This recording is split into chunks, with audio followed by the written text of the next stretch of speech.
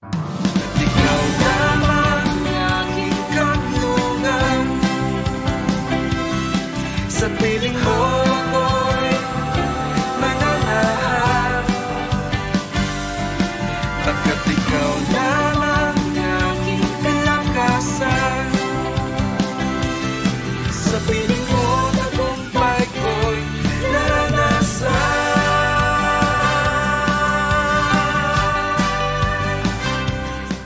Magandang araw pong muli. Tayo po ay dadako po muli sa ating pagbubulay-bulay ng salita ng Diyos. Alam nyo, every time po na nagbubulay-bulay tayo ay nagkakaroon tayo ng kalakasan. And magpatuloy, ini-encourage ko po kayo na magpatuloy, na makinig upang patuloy po tayong makakuha ng lakas mula sa mga salita ng Panginoon. And so, we will appreciate and we will see yung pagpapala ng Diyos sa atin every day. Sige po, manalangin po tayo. Aming Ama, marami pong salamat sa hapong ito. Samahan mo po kami na mag-aral ng iyong salita. Samahan mo po kami sa pagbubulay-bulay ng iyong salita. Ikaw po ang maluwalhati sa pangalan ni Jesus. Amen. Amen.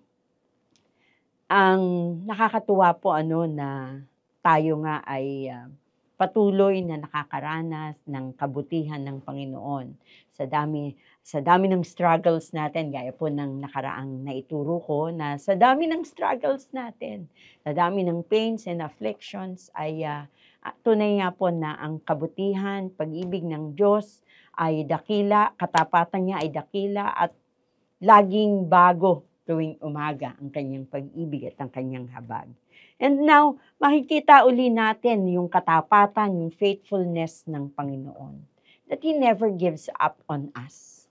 Alam nyo, alam naman natin na ang Israel sa lumang tipan, mula po sa paglabas nila sa Ehipto at makarating sila sa Promised Land, ay bagamat nasa Promised Land na sila, bagamat meron na silang 10 utos ng Diyos at kasama doon ay ang huwag sumamba sa Diyos-Diyosan, ay patuloy pa rin silang nagkakasala. Makikita po natin sa history nila na paulit-ulit nilang nagagawa ang pagkakasala, lalo na po ang pagsamba sa Diyos-Diyosan. Kadalasan, itong henerasyon na ito nagkasala, tapos humingi ng tawad nung naranasan nila yung judgment ng Panginoon, humingi sila ng tawad, and then pinatawad sila ng Panginoon. Tapos yung susunod na henerasyon, magkakasala uli. Tapos makakaranas uli ng judgment, tapos hihingi uli ng tawad, tapos patatawarin uli ng Diyos. Dahil ganun kadakila ang pag-ibig ng Panginoon. Makikita po natin siguro isang magandang halimbawa ng kung paanong inaabot tayo, that how God never gives up on us. Despite ng ating mga pagkakamali, tayo po ay nagkakamali, nagkakasala, tayo po ay nakakagawa ng may mga pagkukulang sa Panginoon. Whether deliberately, ginusto nating magkasala sa Kanya, or minsan hindi natin sinasadya. Or meron tayong mga binabantayan o iniibig na mga kasalanan. Alam nyo? Sabi po ng Hosea, sa Hosea chapter 11, verses 8 to 9, makikita natin yung struggle ng Lord between His love and His hate towards sins. Sabi po rito, basahin po natin, Hosea chapter 11, verses 8 to 9. Sabi niya doon, verse 8, "Oh, how can I give you up, Israel? How can I let you go? How can I destroy you like Admah or demolish you like Zeboim?" Yung pong Admah dito at Zeboim ay mga cities ng Sodom. So alam naman natin na ang Sodom at Gomorrah ay dinestroy ng Panginoon dahil sa sobrang kasalanan nila. Grabing-grabe ang kasalanan nila. So, na-destroy sila. Pero ang tanong ng Panginoon dito ay, how can I give you up, Israel? How can I let you go? So makikita natin dito na despite ng kasalanan, halos na i-compare na niya ang kasalanan nila sa grabing kasalanan din ng Sodoma. Sabi pa niya, my heart is torn within me. So nahahati ang kanyang puso sa kasalanan ng Israel at sa grabing pagmamahal niya. Alam natin na tinawag niyang bayan niya, ang Israel. Ang Israel ay ipinanganak sa puso dahil mahal na mahal ng Diyos ang Israel. Kaya nagkaroon ng bayang Israel. Yes, siguro yung kwento na naging isa silang country dahil nag-apply sila sa UN at isa sa mga pumirma at break ng tie para maging maging country sila ay Philippines. Yes. But it is God who designed and desired na maging bayan ang Israel. Dahil ganun niya kamahal. But in here, nahahati, natutorn ang heart ng Lord between sin and His great love. Because God hates sins. Ayaw niya ng kasalanan. Galit siya doon. Psalms chapter 5 verses 4 to 5, sabi niya, I know you get no pleasure from the wickedness. Sabi po ng author sa Panginoon, I know you get no pleasure from wickedness and I cannot tolerate the slightest sin. And cannot tolerate the slightest sin. So kahit yung maliit. So hindi natin pwedeng sabihin na, ay, maliit lang naman yung kasalanan ko. Okay lang sa Lord. Hindi eh. The Bible, malinaw dito sa verse na ito, na kahit maliit na kasalanan, ay kasalanan pa rin sa harap ng Panginoon. Therefore, sabi niya, verse 5, therefore, proud sinners will not survive your searching gaze, for you hate their evil deeds. So, hindi daw makakalampas, hindi makakaligtas sa mata ng Diyos ang ginagawa natin. Lahat yun nakikita ng Panginoon.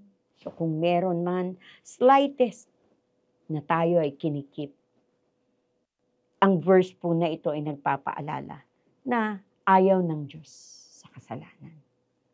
Mabuti na lang that God never counts our mistakes.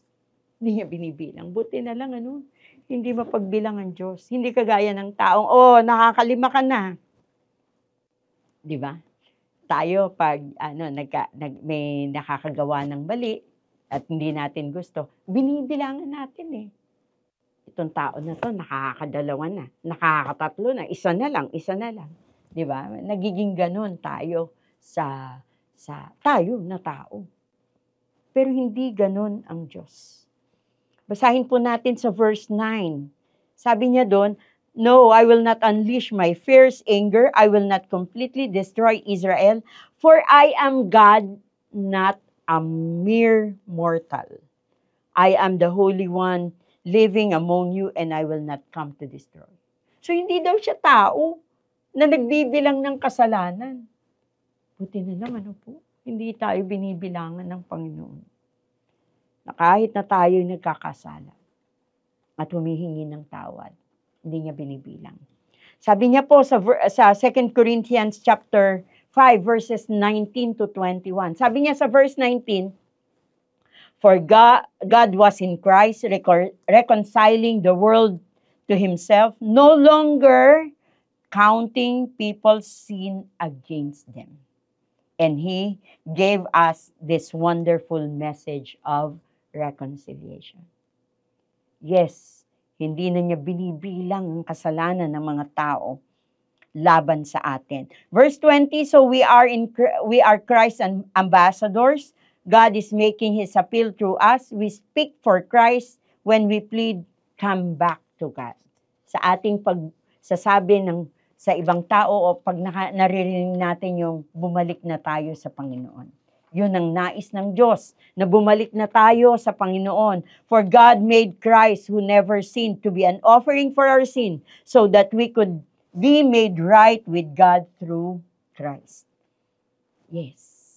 Hindi nga niya binibilang, yes, hindi na po binibilang ng Diyos ang ating kasalanan laban sa atin. Pero dahil ginawa na po tayong matuwid sa harapan ng Panginoon, tayo naman po ay pinapaalalahanan ng Galatians chapter 6, verses 6 to 7. Sabi niya doon, don't be misled, you cannot mock the justice of God. You will always harvest what you plant. Those who live only to satisfy their own sinful nature will harvest decay and death from the sinful nature. But those who live to please the Spirit will harvest everlasting life from the Spirit. Oh, grabe. Natuturn ang Lord between sin and His great love toward us. But at the same time, we are reminded, because we have been made right sa harap ng Panginoon, wag daw po tayong mamuhay sa kasalanan dahil i-harvest daw po natin yun. Bagkos, mamuhay daw po tayo upang i-please ang banal na Espiritu, upang tayo naman daw po ay mag-harvest ng everlasting life. So nakita natin, God hates sins, but He never counts our mistakes.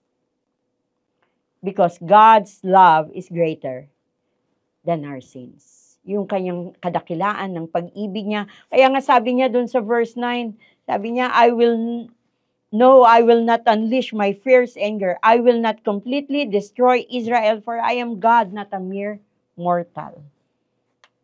So, hindi na po niya i-destroy tayo. Bakit? Dahil hindi po siya tao na nagbibilang. Sabi nga po sa Psalms 86 verse 15, but you, O Lord, are a God merciful and gracious, slow to anger and abounding in steadfast love and faithfulness. Steadfast love and faithfulness. Abounding, grabe, sobra-sobra. Napakayaman ng pag-ibig ng Panginoon. Kaya, huwag na po tayong lumakad sa mali. Tayo po ay ni-encourage ng Galatians na lumakad ayon sa kalooban ng Panginoon. At habang lumalakad tayo, sasamahan tayo ng kadakilaang ng pag-ibig ng Panginoon. His abounding love. Sasamahan niya tayo upang patuloy tayong magkaroon ng lakas na lumakad ayon sa kanyang kalooban. Amen. Napakadakila ng pag-ibig ng Panginoon. Kaya nga, hindi nag-give up ang Panginoon sa atin. Huwag po nating isipin na, naku, ang dami-dami ko nang nahingi sa Lord. Naku, grabe na ang kasalanan ko. Hindi po. Ang Diyos po ay dakila ang pag-ibig sa bawat isa sa atin. And every time that we come to Him, siya po ay nakaspread ang kanyang kamay para yakapin, salubungin tayo, tanggapin tayo at yakapin tayo. At patuloy tayong i-welcome sa kanyang presensya. Amen? Kaya patuloy lang po tayo sa ating paglakad, paglakad ng may pagsunod sa Panginoon, paglakad ng may pagmamahal sa Panginoon, at habang lumalakad tayo ayon sa kanyang kalooban, tiyak po na tayo ay magtatagumpay. Dahil sasamahan tayo, susuhayan tayo ng kanyang pag-ibig at ng kanyang biyaya. Amen?